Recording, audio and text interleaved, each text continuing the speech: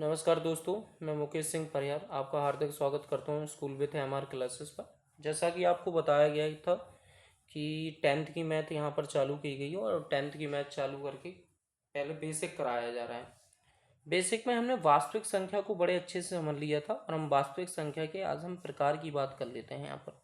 तो वास्तविक संख्या के अगर प्रकार की बात करें तो वास्तविक संख्या के दोस्तों दो प्रकार होते हैं। एक पहला प्रकार होता है दोस्तों परमेय संख्या।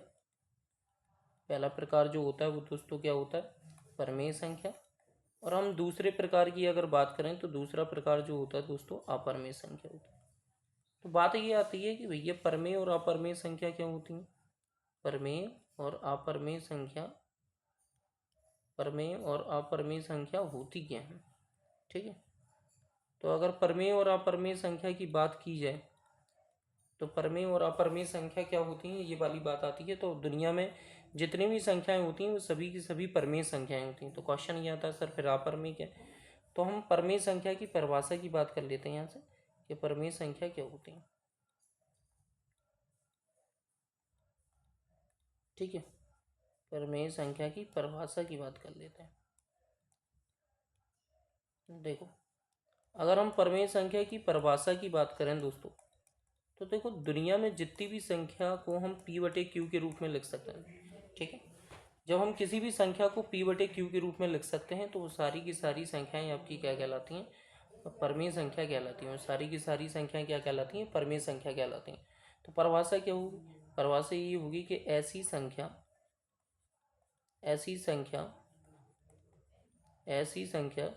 जिसे जिसे पी बटे क्यू के रूप में पी बटे क्यू के रूप में पी बटे क्यू के रूप में लिखा जा सकता है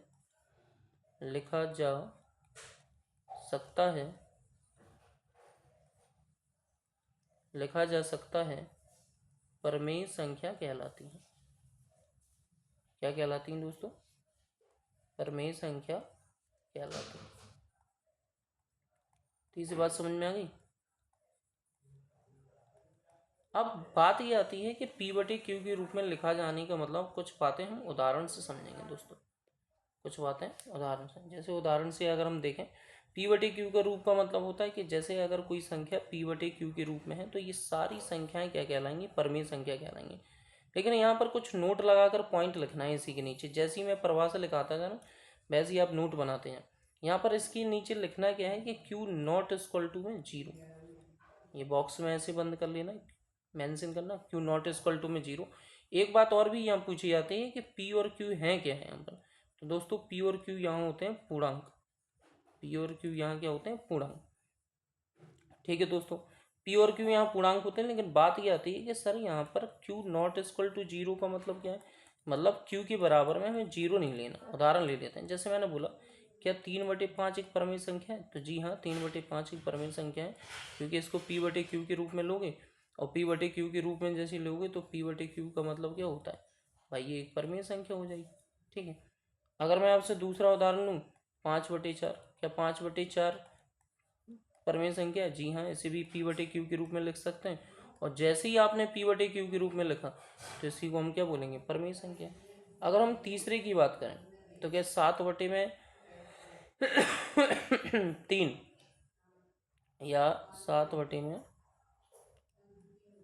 हाँ 7/9, 7/9 क्या ये परमेय संख्या है, क्योंकि इसे भी हम पी बटे क्यू के रूप में लिख सकते हैं। तो ये भी एक परमेय संख्या।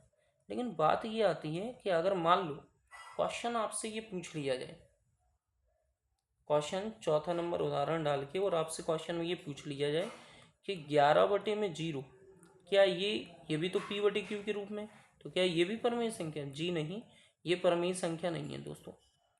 ये परमेय संख्या क्यों नहीं है, क्योंकि अभी मैंने थोड़ी देर पहले ऊपर बोला कि क्यू के बराबर में आप जीरो नहीं ले सकते हो। लेकिन यहाँ पर क्यू के बराबर में जीरो है, क्यू के बराबर में जीरो नहीं ले सकते हो। और जब भी क्यू के बराबर में अगर जीरो आएगा, मतलब नीचे अगर जीरो आता है, अगर हर में जीरो आता है तो वो फिर वो परमेय संख्या नहीं होगी।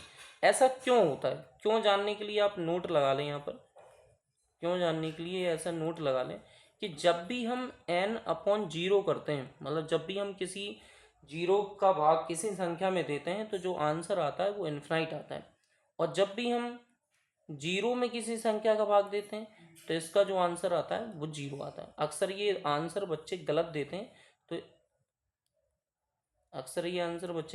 हैं, तो इन चीज़ों को थोड़ा सा रिकॉल करके चलाएं दोस्तों। ठीक है, ये इस तरीके से आप बॉक्स में बंद कर सकते हो दोस्तों। अब हम आगे बढ़ते हैं। इतनी सी बात समझ में आ गई दोस्तों? ठीक है, इतनी सी बात लगभग तुम्हें समझ में आ गई होगी।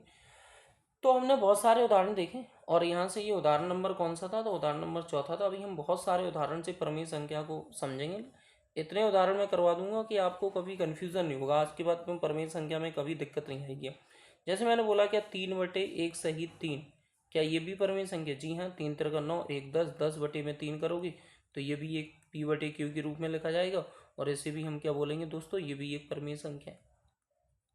ठीक है, अगर हम छठवें क्वेश्चन की बात करें, अगर मैंने लिखा कि 1.5, क्या ये भी एक परिमेय संख्या? बिल्कुल है, क्योंकि इसे मैं 15/10 लिख सकता हूँ, और 15/10 का मतलब है कि इसे मैं 3/2 भी लिख सकता हूँ, और 3/2 का मतलब p/q के रूप में होना, और p/q का रूप का मतलब होना कि ये एक भी परिमेय संख्या है। ठीक है दोस्तों, अब मैं सातवां उदाहरण ले लूँ। लेकिन अगर थोड़ा सा और क्वेश्चन को घुमा दिया जाए, और कभी कभी कुछ इस तरीके से भी क्वेश्चन पूछ लेता है कि क्या रूट में 4 भी परिमेय संख्या? जी हाँ, रूट में 4 भी परिमेय संख्या है। 2, इसका रूट में वर्गमूल निकालोगे 2, और 2 को मैं कितना लिख सकता हूँ? 2/1 लिख सकता हूँ, तो ये भी क्या है? p/q का रूप है, तो ये भी एक परिमेय संख्या है। ठीक है, अब बात ये आती है कि कभी कभी ऐसे क्वेश्चन पूछ लेगा कि बताइए, क्या केवल 5 एक परिमेय संख्या है? बिल्कुल है, क्योंकि 5 को क्या मैं 5/1 लिख सकता हूँ? बिल्कुल लिख सकता हूँ। देखो, 5 को मैं 5/1 क्यों लिख पा रहा हूँ? क्योंकि भाई एक का भाग जैसे ही मैं 5 में दूंगा तो आंसर क्या आ जाएगा? 5। तो 5 को 5 तो लिख ही सकते हैं, तो जैसे ही मैं 5/1 लिख पाए तो ये p/q का रूप हुआ, और p/q का रूप मतलब ये एक कैसी संख्या है? परिमेय संख्या। इतनी सी बात अगर आपको क्लियर हो रही है तो आगे बढ़ते हैं दोस्तों।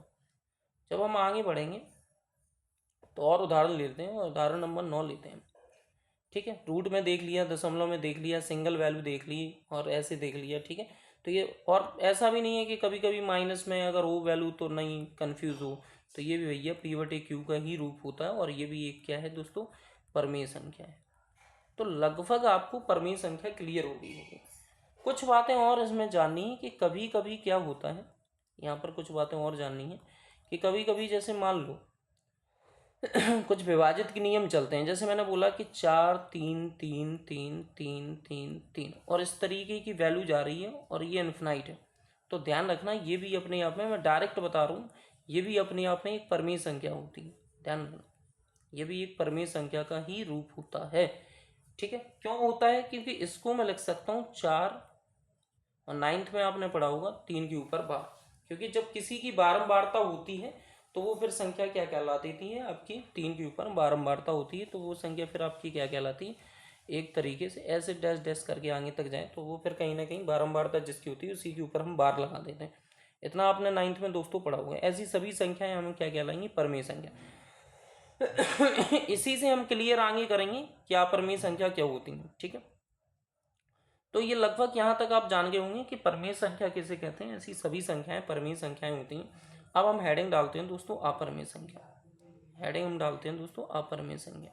तो बात ये आती है कि अपरिमेय संख्या कौन सी होती है? अपरिमेय संख्या,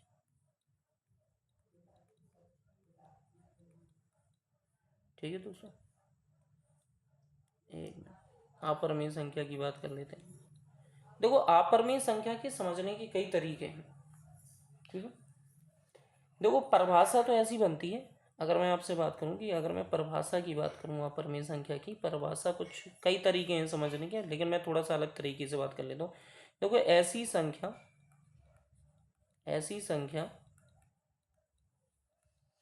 संख्या जो ना तो विभाजित हो, ना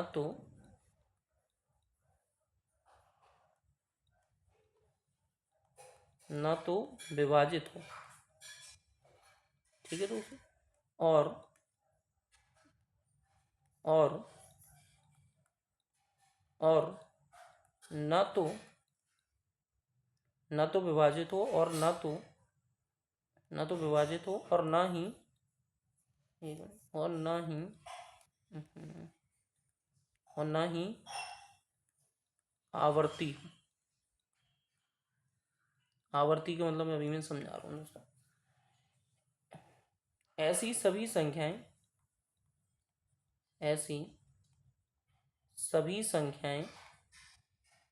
क्या कहलाती हैं दोस्तों? ऐसी सभी संख्याएं अपरिमेय संख्या कहलाती हैं। अपरिमेय संख्या कहलाती हैं।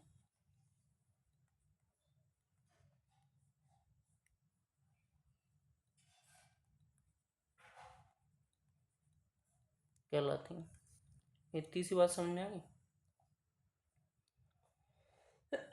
अब बात ये आती है कि विभाजित का यहाँ विभाजित ना होने का मतलब यहाँ पर क्या है। तो देखो, विभाजित के कुछ नियम होते हैं, उस विभाजित की नियम की हम बात कर लेते हैं। यहाँ पर विभाजित की नियम,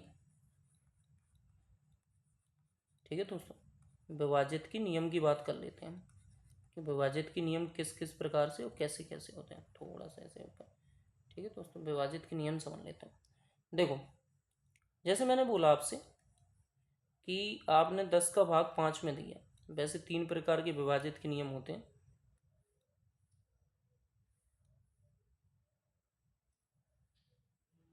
ठीक है, तो यहाँ से आपने क्या किया, 5 का भाग 10 में दिया तो 2 हो गया।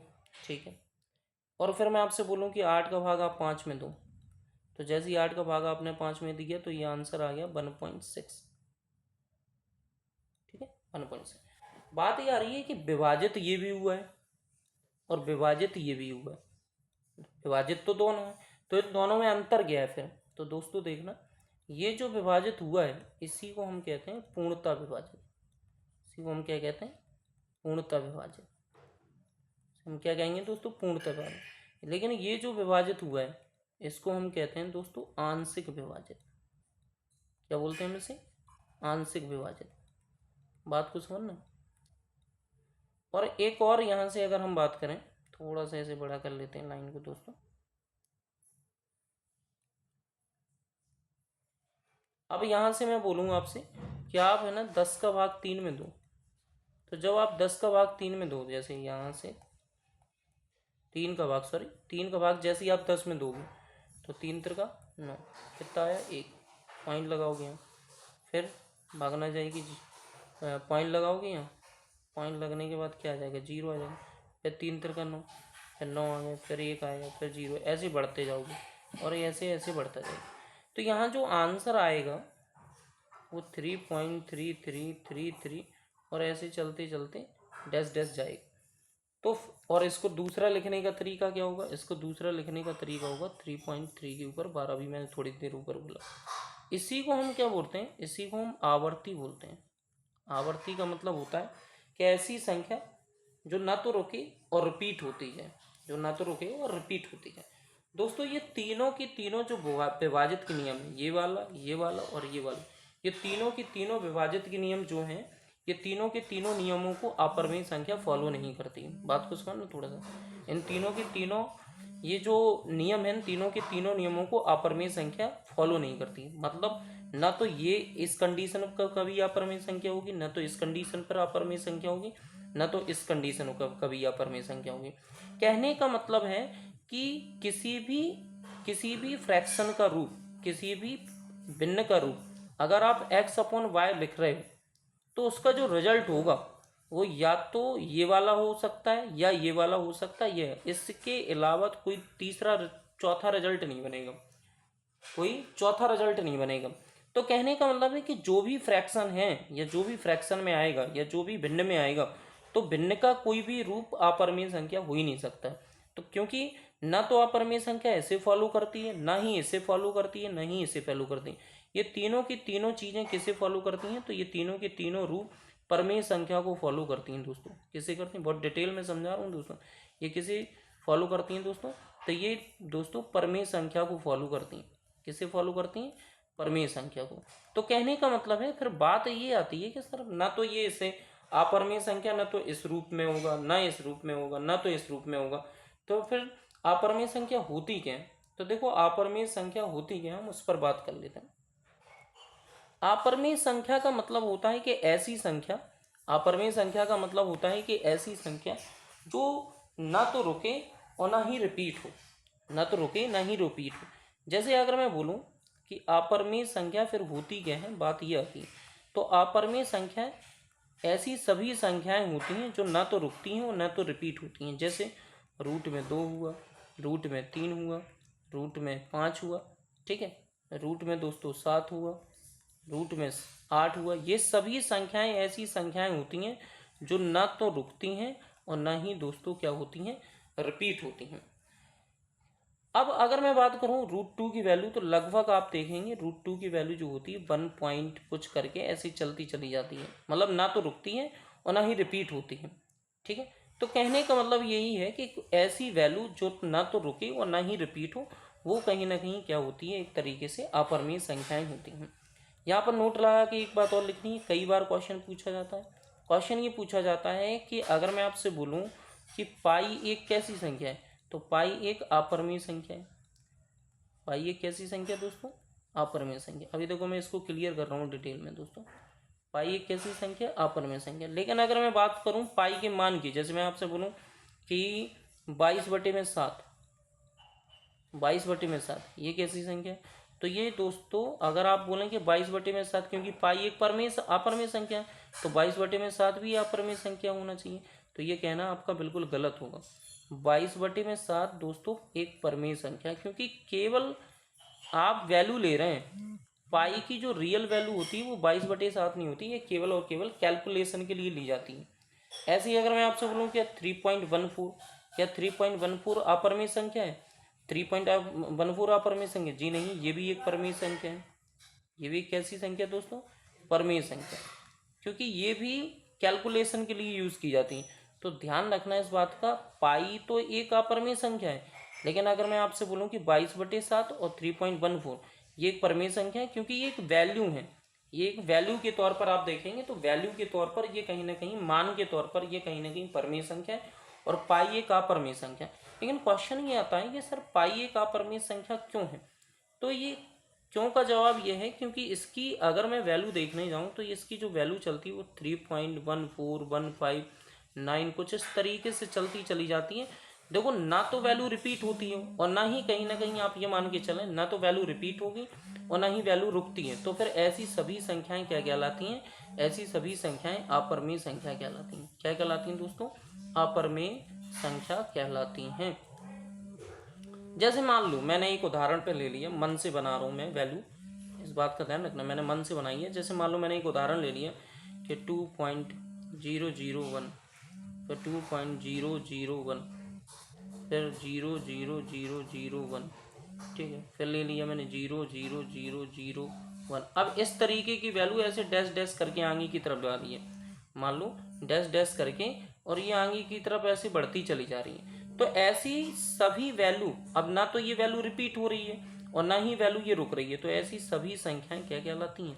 अपरिमेय संख्याएं कहलाती हैं। तो दोस्तों जहां तक मुझे लगता है कि आपको परमेय और अपरिमेय संख्या लगभग समझ में आ चुका होगा, लगभग क्या 101% आई होंगी, क्योंकि मैंने बिल्कुल डिटेल में आपको समझाया है।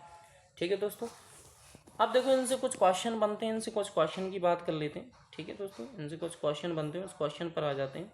जैसे क्वेश्चन ये बनता है कभी कभी कि क्वेश्चन पे ये पूछा जाता है कि कहीं ना कहीं कि बताइए दो परमेय संख्याओं के बीच में कितनी संख्याएं होती हैं दोस्त। ठीक है दोस्तों, दो परमेय संख्याओं के बीच में दो, कई बार क्वेश्चन पूछा गया है, दो परमेय संख्याओं, राइटिंग खराब आ रही है, एक मिनट दोस्तों। क्वेश्चन में कई बार पूछा गया है, हाँ, क्वेश्चन में कई बार पूछा गया है कि दो परमेय संख्याओं के बीच में, तो दो परमेय संख्याओं दो परमेय संख्याओं के बीच में अनंत संख्याएं होती हैं। दो परमेय संख्याओं के बीच में दोस्तों कितनी संख्या होती हैं? अनंत संख्याएं होती हैं। ठीक है, अनंत संख्याएं होती हैं। ठीक है, दो परमेय संख्याओं के बीच में क्या होती हैं दोस्तों, अनंत संख्याएं होती हैं। ठीक है, कुछ और रिजल्ट भी यहाँ से बन के निकलते हैं, जैसे कई बार पूछा जाता है। देखो, एक चीज आपको याद रखनी है कि कभी भी अपरमेय संख्या, एक रिजल्ट ये भी बनता है, अपरमेय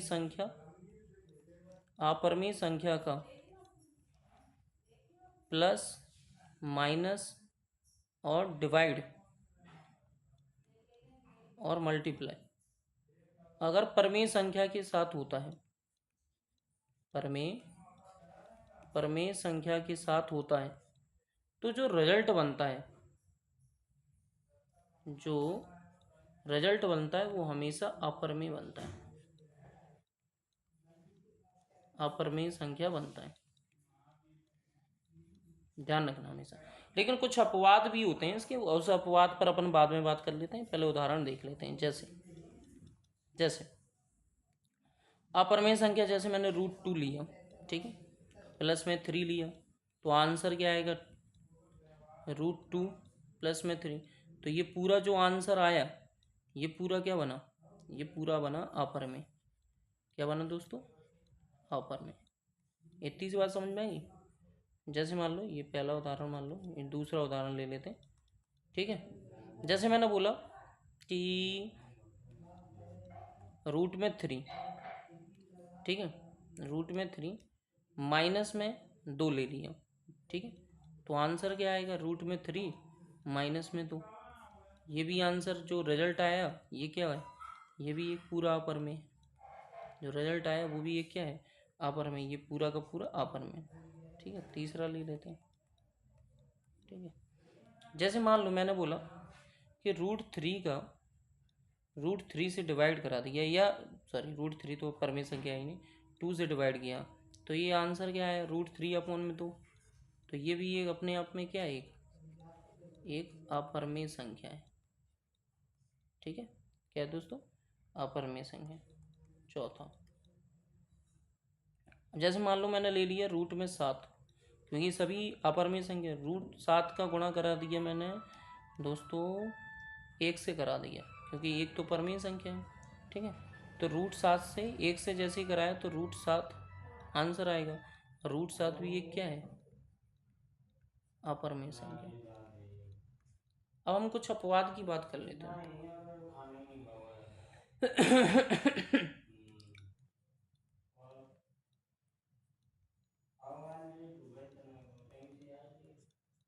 अपवाद, जैसे मान लो आपने बोला कि √3 गुणा, तो 0 भी एक कैसी संख्या है, परमेय संख्या। जैसे ही आपने गुणा कराया तो आंसर क्या है, 0।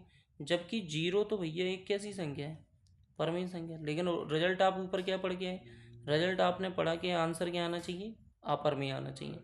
तो सिंपल सी बात है, कहीं ना कहीं ये एक अपवाद है। ठीक है, अब कभी कभी अगर अपरमेय का अपरमेय के साथ गुणा कराओगे तो भी अपवाद है। अपरमेय का अपरमेय के साथ अगर गुणा करा दोगे तो आंसर क्या आ जाएगा, परमेय आ जाएगा। लेकिन कभी कभी अपरमेय का अपरमेय के साथ हमेशा गुणा कराओगे, अपरमेय का अपरमेय के साथ जोड़ोगे, ये तो रिजल्ट अलग बनेगा। हालांकि इतना डिटेल में मत जाओ, इतना काफ़ी है कि अपवाद बन जाता है कभी कभी 0 को लेकर। जैसे मान लो √3 में अगर तुमने डिवाइड दे दिया 0 का, तो ये तो बिल्कुल ही अलग चला जाएगा। खैर ठीक है, तो ये एक अपवाद के तौर पर मान लें आप दोस्तों। ठीक है, ठीक है, तो 0 अपने आप में एक नोट लगा के और लिखने, क्योंकि ये पूछ लिया जाता है, छोटे छोटे क्वेश्चन होते हैं। 0 एक कैसी संख्या है, 0 एक परमेय संख्या दोस्तों। 0 एक कैसी संख्या है, 0 एक परमेय संख्या दोस्तों। ठीक है, तो 0 एक कैसी संख्या, परमेय संख्या। लगभग यहाँ तक चीज़ें क्लियर हो गई होंगी। ठीक है, परमेय और अपरमेय। अगले वीडियो में दोस्तों परमेय को अगले भागों में बांटेंगे, और 1-2 वीडियो में हम बेसिक ख़त्म कर लेंगे, और उसके बाद हम स्टार्ट करेंगे वास्तविक संख्या का पहला चैप्टर। ठीक है, धन्यवाद दोस्तों। अगर कुछ चीज़ समझ में ना आए तो आप कमेंट कर सकते हो, और कमेंट से चीज़ों को आप आसानी से पूछ सकते हो।